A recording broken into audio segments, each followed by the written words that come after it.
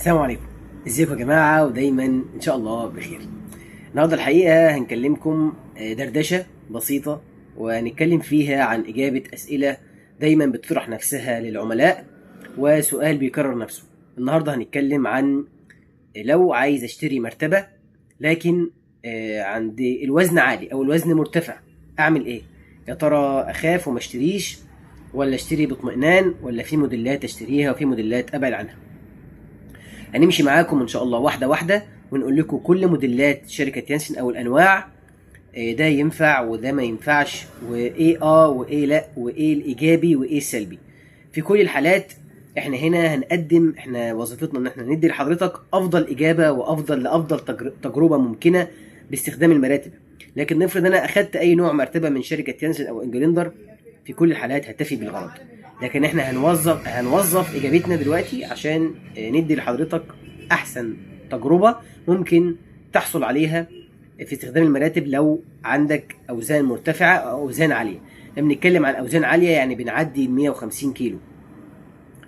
في كل الحالات مراتب يانسن وانجلندر وكل منتجاتها بتصنع من افضل الخامات وافضل المكونات الداخليه، بدايه من القماش الخارجي، قوه السوست، للفينش الخارجي، لكل شيء.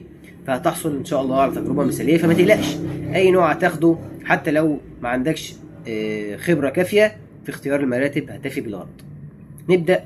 طبعا انواع المراتب عندنا سوست متصله، سوست منفصله، مراتب طبيه مضغوطه بدون سوست، مراتب سوست منفصله عليها ميموري فوم، ومراتب سوست منفصله عليها طبقه لاتكس، وكمان مراتب سوست متصله عليها طبقه طبيه اسمها نصف طبيه. هنبدا بالسوست المتصله.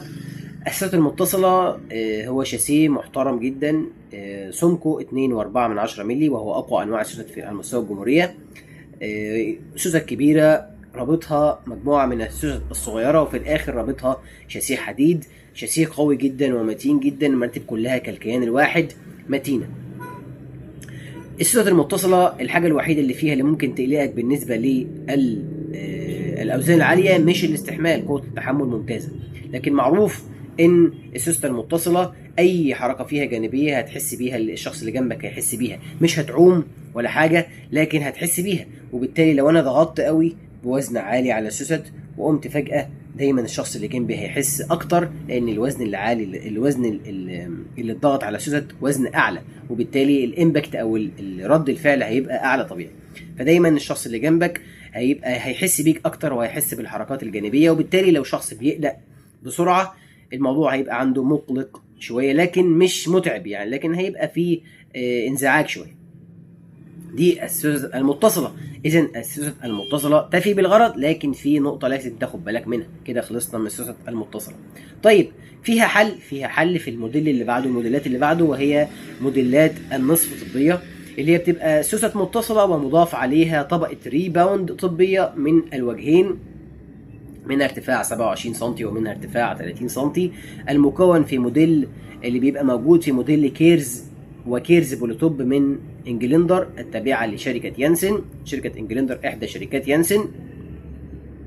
وهنا بنعمل ايه بقى؟ طبقه الريبوند دي وظيفتها حاجتين: تدعم الظهر، المرتبه ما تنزلش قوي، وفي نفس الوقت بتقلل الاهتزاز اللي هيبقى صادر من اهتزاز السوست المتصل. وهنا يبقى ايه؟ ويمنا الامور زي ما بنقول، اخدنا سوست متصله بسعر السوست المتصله، لكن اضفنا عليها طبقه ريبوند طبيه لنحصل على تجربه كويسه جدا من السوست المتصله. كده يبقى انتهينا من مراتب النصف طبيه. طيب بعد كده عندنا المراتب الطبيه تماما اللي بدون سوست. هنجيب الطبقه بقى اللي كنا حطيناها على السوست المتصله وهنعمل منها المرتبه كلها. مرتبه مكونها الريباوند الطبي اللي في النص، وعليه طبقه اسفنج من الوجهين، ومتاح اضافه طبقات قطن كمان في المرتبه. حاجتين: ارتفاع المرتبه بيبقى اقصى حاجه عندنا ارتفاع 25 سم، وممكن المرتبه تبقى ناشفه شويه، لكن هي هتبقى عازله تماما للحركات الجانبيه، مش هتحس بحاجه جنبك خالص، لانها مكونها صلب جدا وقوي جدا، فما فيش فيه اي امباكت هيحصل على المرتبه مهما ضغطت عليها، فهي ثابته وماسكه نفسها. كمان دعمها كويس جدا للظهر، وهتعيش معاك اكبر فتره ممكنه زيها زي بقيه المراتب، لكن كمان دي بتتفوق في الصلابه. لكن المرتبه ناشفه، لو ما عندكش مشكله في ان المرتبه تبقى تحتك ناشفه، فده اختيار شبه مثالي للاوزان العاليه. المرتبه الطبيه بالكامل مضغوطه، اللي بتبقى موجوده في شركه يانسن في موديلات اسمها ماريوت، وموجوده في شركه انجلندرا التابعه ليانسن في موديل اسمه سيتي. كده يبقى انتهينا من المراتب الطبيه خالص. انك تشوف الفيديو لغايه هنا فانت اكيد تستحق بونص، عشان كده ليك خصم محترم بكود خصم تستخدمه في اي وقت. الكود الخصم ده هو 904. هتيجي تقول لي انا كود خصمي 904 في اي وقت ان شاء الله خلال عام 2025. بمجرد انك تشوف الفيديو هتعرف ان في كود خصم 10% على كل مشترياتك، استخدمه في اي وقت. ما تنسوش عنواننا دمياط القديمة، كورنيش النيل امام الكوبري المعدني مباشرة. الاختيار اللي بعد كده سوسة منفصلة. السوسة المنفصلة وهي اللي بتعزل الحركات الجانبية جنب حضرتك. ان انت لو حد اتحرك جنبك، لو حد عمل حركة فجائية جنبك فانت مش هتحس بيه، وبالتالي السوسة المنفصلة برضو كويسة جدا. عايز بس اقدم نقطة معينة في السوسة المنفصلة وعامة، يعني ان حضرتك بتنام في الوضع الافقي على المرتبة.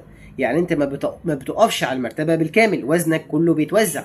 يعني انا ما باجيش على المرتبة مثلا وانام عليها كده، ما بنامش عليها كده، لا انا بنام كده بالعرض، وبالتالي الوزن هيتوزع. لو انا وزني مثلا 150 كيلو فجزء القدم هياخد جزء من السوست، وجزء الوسط هياخد جزء من السوست، وجزء الراس مثلا وجزء الكتف بياخد جزء من السوست. وبالتالي ال 150 كيلو دول انا ما بنامش على السرير بوزن ال 150 كيلو، انا بوزع جزء بالتساوي على المرتبه بالنسبه للوزن العالي، وبالتالي ما تقلقش من السوست المنفصله ايضا. طيب هنختار بقى دلوقتي بين حاجتين.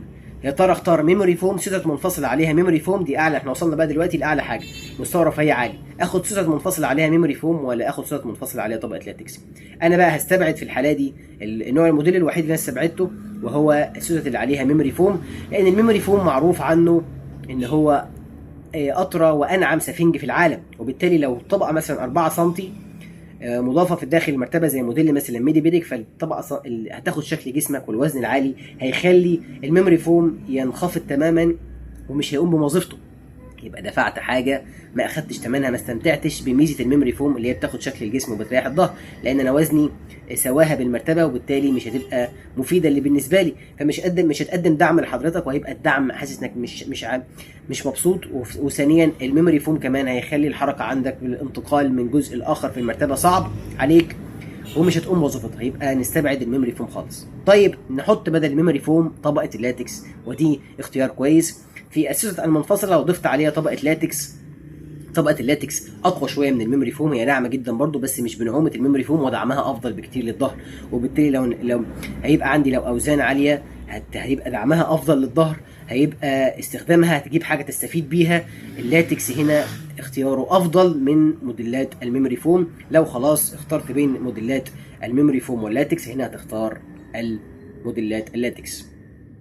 يبقى انت معاك كل الموديلات تختار زي ما انت عايز. هنستبعد موديلات الميموري فوم، كل موديلات ليه ميزه وليها حاجه ممكن تزعجك، لكن في الغالب كلها مميزات، فحضرتك خد باطمئنان اختار اللي يناسبك، وكل حاجه دلوقتي انت عارف عنها ايه المناسب وايه اللي ممكن يضايقك لو الاوزان عاليه. شكرا لحضراتكم، يا رب تكونوا استفدتم، نراكم قريبا، السلام عليكم.